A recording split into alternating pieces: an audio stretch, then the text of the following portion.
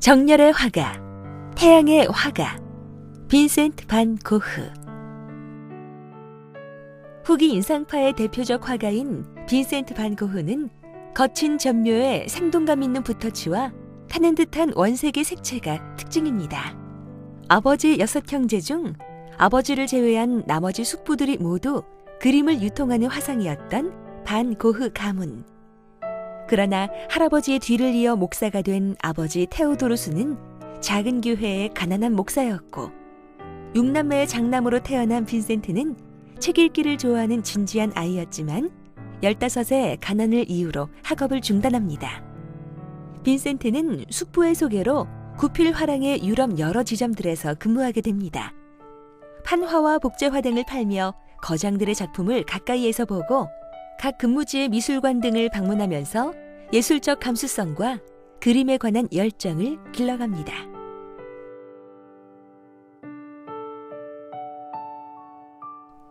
목사가 되길 열망했던 빈센트. 날이 갈수록 종교적 열망이 더 커가던 빈센트는 결국 업무를 등한히 하는 이유로 해고당하고 아버지의 권유로 신학을 공부하려 하지만 신학대학 입학시험에 실패하고 사목 공부를 시작합니다. 진지하고 자존심이 강하며 정열적인 성격의 빈센트는 교회 당국과 갈등을 빚고 평신도 전도사로 임명되어 광산 지역인 보리나주에서 지내게 됩니다.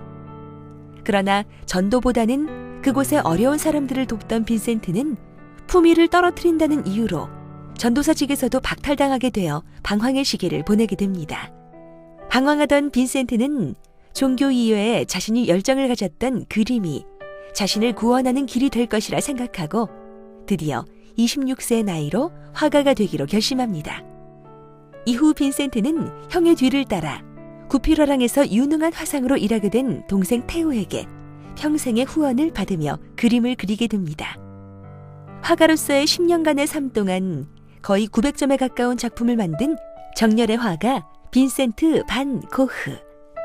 반 고흐의 작품 세계로 당신을 안내합니다.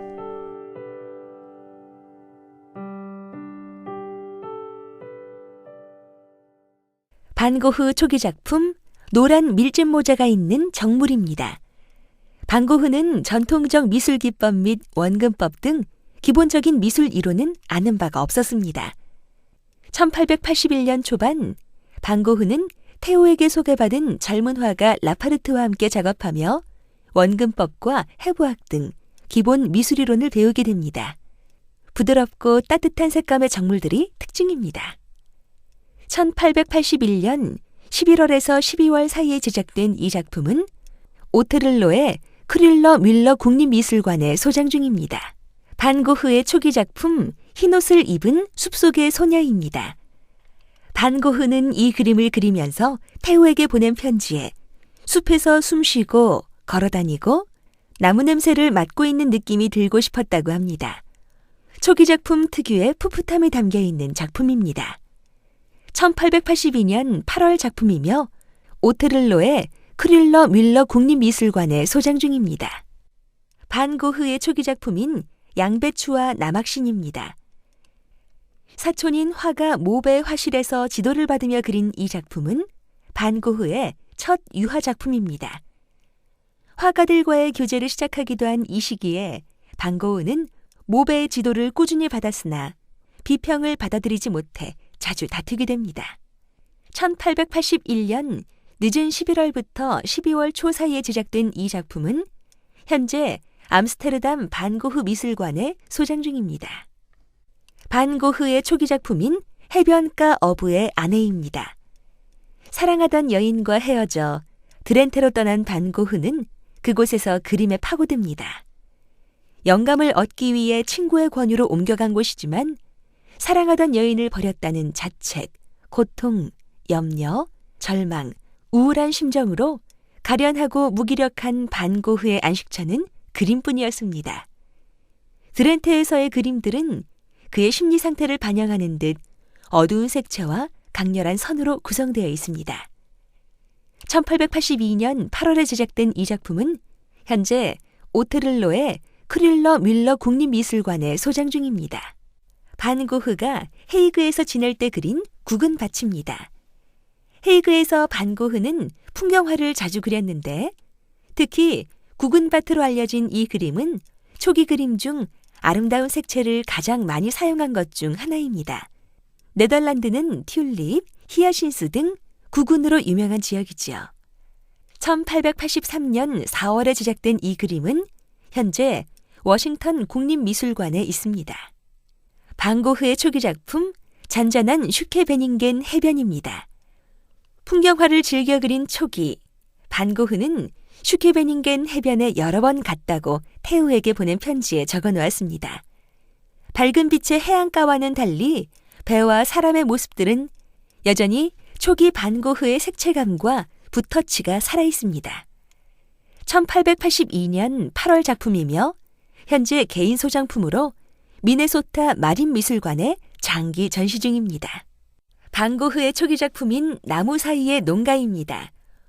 조용한 시골 마을인 뉘넨의 풍경, 순박한 농부들과 평화로운 자연 속의 모습을 그렸습니다. 맑고 푸른 하늘과 흰 구름, 푸른 나무들 사이에 붉은 집들, 시골 교회의 한적함과 고요함이 느껴집니다. 1883년 9월 제작된 이 작품은 현재 폴란드 바르샤바의 자나 파우라 뮤지엄에 소장되어 있습니다. 반 고흐의 드렌테 시절 작품인 나무를 태우는 농부입니다. 반 고흐는 드렌테에서 3개월을 보냈는데 드렌테는 황량하고 낙후된 지역으로 이곳의 사람들은 마치 돼지나 까마귀와 같이 표현되어 있습니다. 그는 그런 모습을 미칠 듯한 우울이라고까지 묘사합니다. 1883년 10월에 제작된 이 작품은 현재 개인 소장 중입니다. 반 고흐가 초기에 그린 황무지의 두 여인입니다. 토탄을 캐는 두 여인으로도 알려진 이 작품은 드렌테에서의 작품입니다. 하루하루 살아가는 농민들, 가난한 이들을 그리는 것이 반 고흐의 목표였고 어두운 색상은 그 당시 그의 심리적 상태와 작업 기법을 동시에 나타내주고 있습니다. 1883년 10월에 제작된 이 작품은 현재 암스테르담 반 고흐 미술관에 소장 중입니다. 반 고흐가 초기에 그린 가난한 사람과 돈입니다. 복권 판매소라고도 알려진 이 그림은 수채화로 발 디딜 틈 없는 출입구와 모여든 남녀노소의 복장과 분위기 등으로 돈을 쫓을 수밖에 없는 가난한 사람들을 표현한 작품입니다. 반 고흐는 1882년 7월 헤이그에서 처음으로 수채화를 그리기 시작합니다. 새로운 장르에 매료된 그는 빠른 속도로 작업하게 됩니다. 1882년 9월에서 10월 사이에 제작된 이 작품은 현재 암스테르담 반 고흐 미술관에 소장 중입니다. 반 고흐가 뉘넨에서 그린 뉘넨 교회를 나서는 교인들입니다. 아버지가 목회하던 뉘넨 교회를 배경으로 그린 이 작품은 전체적으로 차분한 분위기의 색상을 사용하였습니다. 당시 반 고흐는 뉘넨의 가족들 곁으로 돌아와 그림에 몰두하던 시기로 점점 더 밝은 색상을 사용하기 시작한 시기였습니다. 1884년 2월 완성된 이 작품은 암스테르담 반 고흐 미술관에 소장 중입니다. 반 고흐가 뉘넨에서 그린 뉘넨의 오래된 교회입니다. 전문가들은 이 그림이 반 고흐의 심정을 대변하는 그림이라고 평가합니다.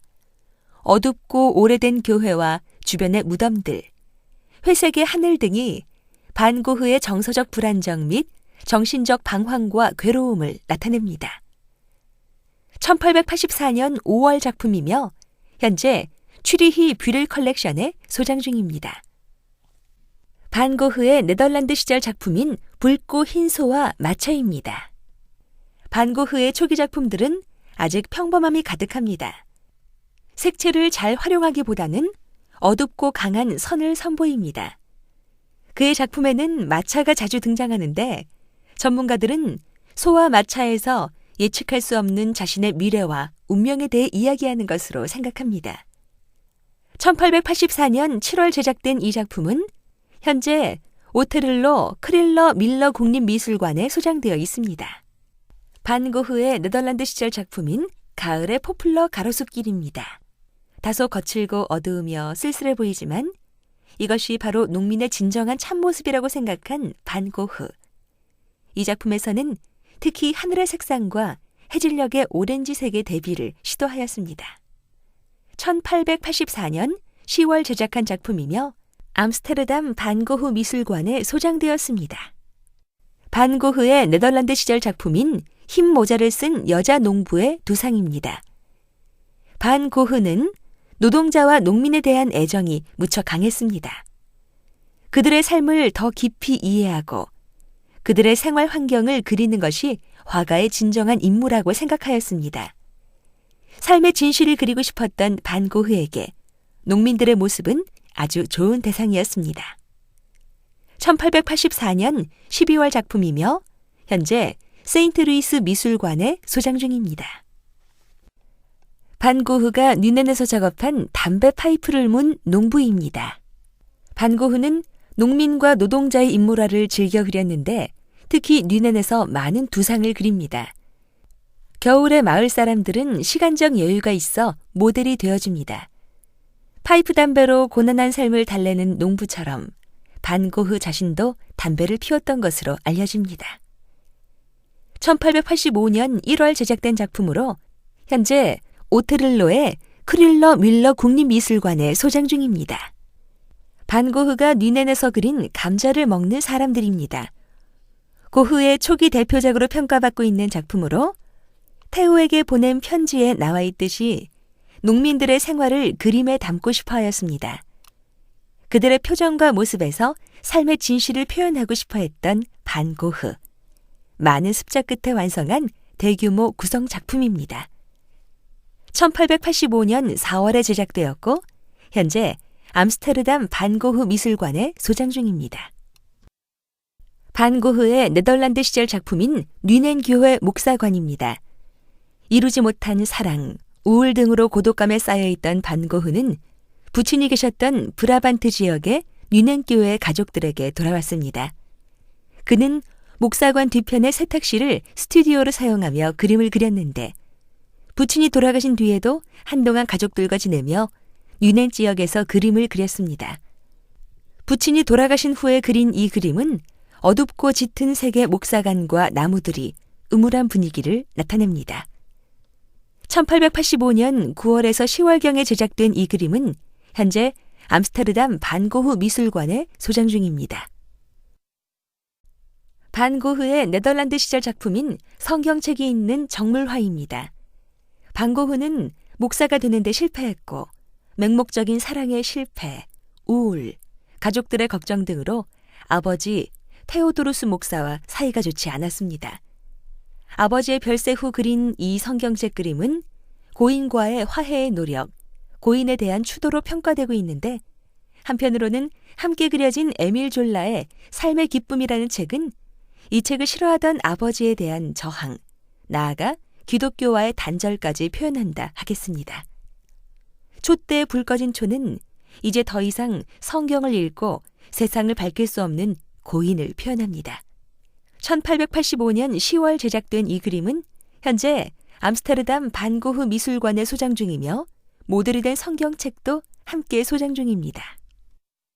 반 고흐가 네덜란드 시절 그린 감자 심는 농부들입니다.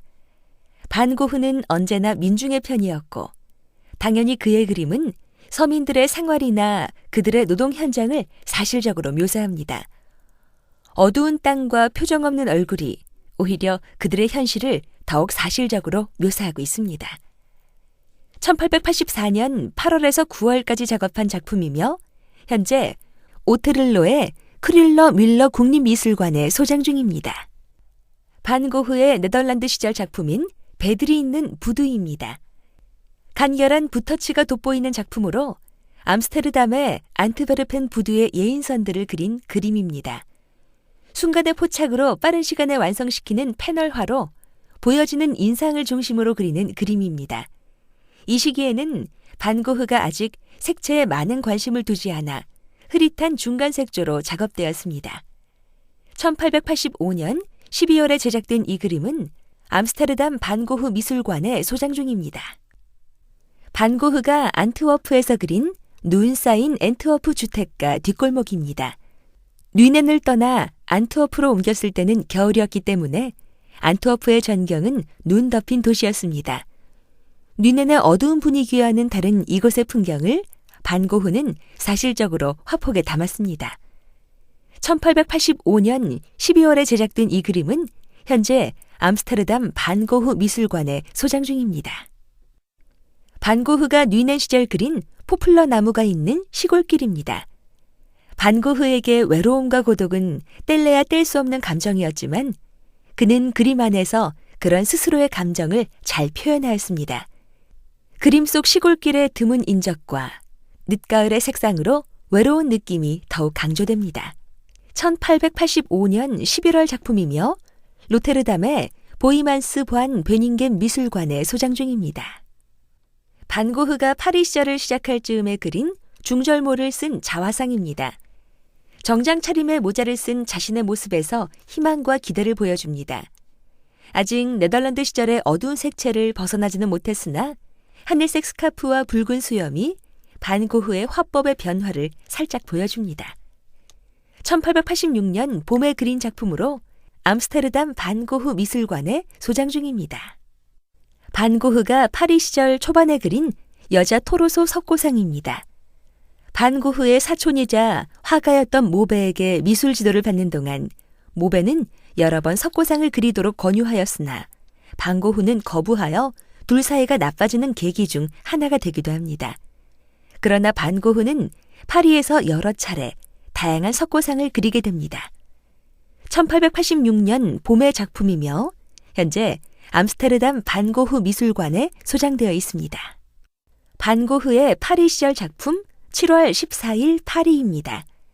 7월 14일은 프랑스 대혁명 기념일로 거리마다 화려한 장식이 되어 있습니다.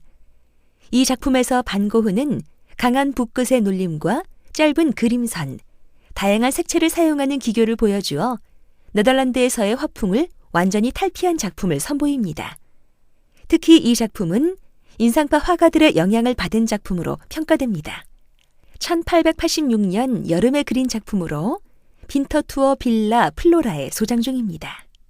반 고흐의 파리 시절 작품인 몽마르트의 카페 테라스입니다. 반 고흐는 인상주의에 심취하며 순간적인 모습을 표현하는 기법이 익숙해집니다. 거침없는 붓터치와 밝은 회색조의 색감이 이전과는 확연히 다른 느낌을 전해줍니다. 구도와 화법 전체가 많이 발전되어 있죠. 가을의 느낌이 물씬 풍겨지는 작품입니다. 1886년 10월에 제작된 작품으로 현재 파리 오르세 미술관에 소장 중입니다. 반 고흐가 파리에서 작업한 채석장이 있는 몽마르트 언덕입니다. 파리의 곳곳을 화폭에 담는 노력을 하는 반 고흐. 특히 이 작품은 풀밭과 풍차들이 마치 고향 네덜란드를 연상케 합니다. 하지만 고향에서의 작품과 달리 인상주의 화풍을 닮은 화사한 색채들이 사용되었습니다. 1886년 가을에 작업한 이 작품은 암스테르담 반 고흐 미술관에 소장 중입니다. 반 고흐가 파리에서 작업한 물랭 드 라 갈레트입니다. 물랭 드 라 갈레트는 풍차 모양을 한 파리 근교의 레스토랑입니다. 이 레스토랑은 이전에 르누아르도 그림을 그린 적이 있는 곳으로 반 고흐는 내부보다는 풍차 이미지의 외부 모습에 흥미를 보여 다양한 기법으로 여러 번 작업합니다. 현재 오테를로의 크릴러 뮬러 국립미술관에 소장 중입니다. 반 고흐가 파리에서 그린 자화상입니다. 반 고흐는 파리에서 자화상도 많이 그렸는데 고독한 예술가의 모습을 한 이 작품은 정신적, 육체적 고통을 참아내는 반 고흐의 모습을 담담하게 담고 있습니다. 테오에게 보낸 편지에는 본인의 이마의 주름이 40도로 보이게 한다는 하소연을 하기도 하였습니다. 1886년 가을 작품이며 헤이그 시림 미술관에 소장 중입니다. 반 고흐가 파리에서 작업한 물총새입니다. 파리 근교 호숫가에서 발견한 물총새를 그렸습니다. 화려한 깃털과 호숫가의 녹색, 파랑, 붉은 배경이 네덜란드 시절의 색채감과는 전혀 다른 기법을 보여줍니다. 자연의 아름다움이 잘 드러나는 작품입니다. 1886년 하반기 작품으로 암스테르담 반 고흐 미술관에 소장되어 있습니다. 반 고흐가 파리에서 작업한 신발입니다. 반고흐는 파리에서 여러 번 신발 정물화를 그립니다. 그의 신발 그림들은 고된 노동의 피곤함이 그림에 고스란히 남아 신발 주인의 고단함이 느껴지는데 특히 이 작품은 많은 사람들의 사랑을 받고 있습니다. 밝아진 색채와 가늘어진 필치, 배경의 밝은 빛과 어두운 신발이 강한 대비를 이루고 있습니다. 1886년 12월 작품으로 암스테르담 반고흐 미술관에 소장되어 있습니다. 반고흐가 파리에서 작업한 차이브 화분입니다. 차이브는 실파와 비슷하게 생긴 허브라서 우리나라에서는 실파가 자라는 화분 또는 골파 화분 등의 이름으로 불립니다. 파리에서 그린 정물화에는 보색 대비를 사용하여 색채 효과를 극대화하는 작품들이 많습니다. 차이브 잎 하나하나를 표현한 힘있는 붓끝에서 생동감을 느낄 수 있습니다. 1887년 3월에서 4월까지 작업한 작품으로 암스테르담 반고흐 미술관에 소장 중입니다. 반고흐의 파리 시절 작품 클리치 대로입니다. 작품의 소재가 된 클리치 대로는 반고흐의 파리 생활 거점이었고 다른 인상파 화가들과 교류의 장인 장소이기도 합니다. 1886년부터 파리 미술계는 조르주 소라 등이 중심이 된 점묘주의가 유행하게 되면서 반고흐도 점묘주의의 영향을 받은 그림들을 그리게 됩니다. 1887년 2월에서 3월까지 제작된 작품으로 현재 암스테르담 반고흐 미술관에 소장 중입니다. 반고흐의 파리 시절 작품인 탬버린 카페에 앉아있는 아고스티나 세가토리입니다. 아고스티나 세가토리는 클리치 대로의 카페 탬버린의 여사장이었습니다. 여러 화가들의 교류의 장이었던 클리치 대로에서 그녀는 여러 화가들의 모델로 활동하였습니다. 반고흐는 이 카페 전시회를 하기도 하였습니다. 1887년 2월에서 3월까지 제작된 이 작품은 현재 암스테르담 반고흐 미술관에 소장 중입니다. 반고흐가 파리 시절 그린 테오 반 고흐의 초상입니다. 이 작품은 원래 반고흐의 자화상으로 알려져 있었으나 귀의 모양, 수염의 모습 등 여러 가지가 다른 자화상들과 차이가 있습니다. 전문가들은 비슷한 또래인데다 함께 살았던 동생 테오 반 고흐의 모습으로 분석합니다. 1887년 3월에서 4월에 그린 이 작품은 현재 암스테르담 반고흐 미술관에 소장되어 있습니다. 반고흐의 파리 시절 작품 루 레픽의 빈센트 방에서 본 파리 전경입니다. 클리치 대로와 같은 점묘법으로 그린 작품입니다. 반고흐의 점묘 기법은 당시 유행하던 점묘주의를 따르는 모습에서 점차 밝은 광선을 충분히 표현하는 그만의 방식으로 소화하게 됩니다. 1887년 봄의 작품으로 현재 암스테르담 반고흐 미술관에 소장되어 있습니다. 반고흐의 파리 시절 정물화 접시의 레몬과 물병입니다. 반고흐는 르누아르가 여러 번의 장미를 그림으로써 부드럽고 얇은 꽃잎결의 색조를 완벽하게 파악하였다는 말에 자극을 받아 꽃과 과일 등의 정물을 다양하게 그리게 됩니다. 특정한 스승을 두지 않았으나 끊임없는 노력으로 자신만의 색채를 갖게 됩니다. 1887년 봄에 그린 이 작품은 현재 암스테르담 반고흐 미술관에 소장 중입니다. 반고흐의 파리 시절 정물화 압생트입니다. 당시 프랑스의 많은 예술가들이 즐겨 찾았다는 압생트는 고흐의 술이라고 부를 정도로 유명한데 환각 상태를 유발하고 중독된다 하여 더욱 유명한 술입니다. 당시에 많은 화가들이 압생트를 마셨고 또 그렸죠. 반고흐의 정물화 압생트는 특유의 점묘법과 강한 필치로 환한 느낌과 투명감을 주며 강한 인상을 주는 작품입니다.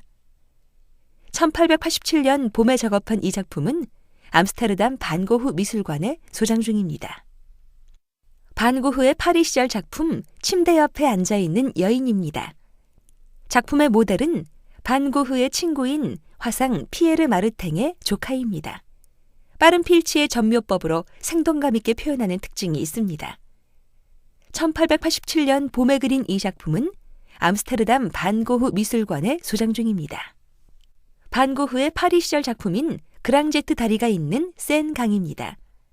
반고흐는 프랑스에서 사귄 화가 베르나르와 함께 그의 부모님이 계신 아니에르에 자주 방문했습니다. 센 강변에 위치한 그곳에서 센 강을 가로지르는 다리의 풍경을 그렸습니다.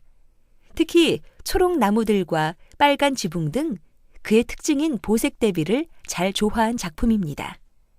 1887년 여름에 그린 이 작품은 현재 암스테르담 반고흐 미술관에 소장되어 있습니다. 반고흐의 파리 시절 작품인 아니에르의 시랭 레스토랑입니다.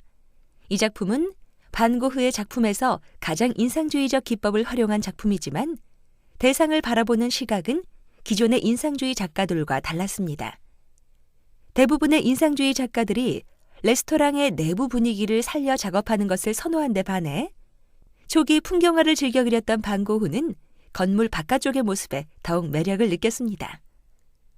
풍부한 색채가 특징인 이 작품은 1887년 여름 작업되었고 현재 파리 오르세 미술관에 소장 중입니다. 반고흐의 파리 시절 작품인 클리치 선창에서 본 아니에르의 공장들입니다. 노란 밀밭 옆에 서 있는 빨간 지붕의 공장들이 연기를 내뿜는 장면은 무척 역동적입니다. 반고흐의 강한 붓터치가 밀밭을 더욱 생명력 있게 표현했습니다. 1887년 여름에 작업한 이 작품은 현재 세인트루이스 미술관에 소장 중입니다. 반고흐가 파리 시절 그린 종달새가 있는 밀밭입니다. 반고흐는 베르나르나 시냐크 등 동료 화가들과 함께 야외 작업을 하면서 빛 속의 색채에 대해 강하게 인식합니다. 바람결에 따라 출렁이는 밀밭 위로 날아가는 종달새 한 마리가 역동성이 느껴집니다. 1887년 여름에 그린 이 작품은 암스테르담 반고흐 미술관에 소장 중입니다. 반고흐의 파리 시절 작품인 레스토랑의 인테리어입니다. 반고흐의 전묘 작품 중 가장 대표적인 작품입니다. 노랑과 연초록, 분홍색을 통한 색채의 조합이 차분하면서도 환한 분위기를 만들어줍니다. 1887년 6월부터 7월 사이에 작업한 이 작품은 오테를로의 크릴러 뮬러 국립미술관에 소장 중입니다. 반고흐의 파리 시절 작품인 데이지와 아네모네가 있는 꽃병입니다. 반고흐는 르누아르의 영향으로 꽃과 과일 등의 정물을 다양하게 그리게 됩니다. 강렬한 색의 대립과 조화를 위해 노랑, 빨강, 녹색, 파랑 등을 사용합니다. 보색의 강렬함은 정물화의 생명력을 불어넣어줍니다. 1887년 여름에 그린 이 작품은 오테를로의 크릴러 뮬러 국립미술관에 소장 중입니다. 반고흐의 파리 시절 일본풍 그림인 꽃핀 자두나무입니다. 19세기 일본의 화가 히로시게가 유럽에서 큰 사랑을 받았습니다. 반고흐는 히로시게의 색채와 빛을 높이 평가하여 그의 일본 판화 화풍을 모사하였습니다. 1887년 9월에서 10월 사이에 작업한 이 작품은 암스테르담 반고흐 미술관에 소장되어 있습니다. 반고흐의 파리 시절 정물화 사과 바구니입니다. 반고흐는 파리에서 테오의 소개로 인상파 그림들을 처음 접하고 인상파 화가들도 처음 만나게 됩니다. 테오에게 소개받은 카미유 피사로를 위한 그림으로 전체적으로 배경색과 사과색의 대비를 이루며 균형 잡힌 구도를 선보입니다. 1887년 가을 작품이며 오테를로의 크릴러 뮬러 국립미술관에 소장 중입니다. 반고흐의 파리 시절 일본풍 그림인 오이란입니다. 반고흐가 꽃핀 자두나무와 함께 일본 판화를 모작한 것으로 일본 출신의 미술가 에이센의 판화를 대상으로 하였습니다. 당시 유럽에 유행한 일본 문화 사조가 엿보이는 이 작품은 색상의 대비를 자유롭게 연출하는 그의 특징을 보여줍니다. 1887년 9월에서 10월에 작업한 이 작품은 암스테르담 반고흐 미술관에 소장되어 있습니다. 반고흐의 파리 시절 일본풍 그림인 비 내리는 다리입니다. 꽃핀 자두나무의 원작자인 히로시게의 작품을 모작한 것으로 반고흐는 일본의 서민화인 우키요에를 자신만의 색채로 재구성한 창조성을 보여줍니다. 1887년 9월에서 10월까지 작업한 이 작품은 암스테르담 반고흐 미술관에 소장되어 있습니다.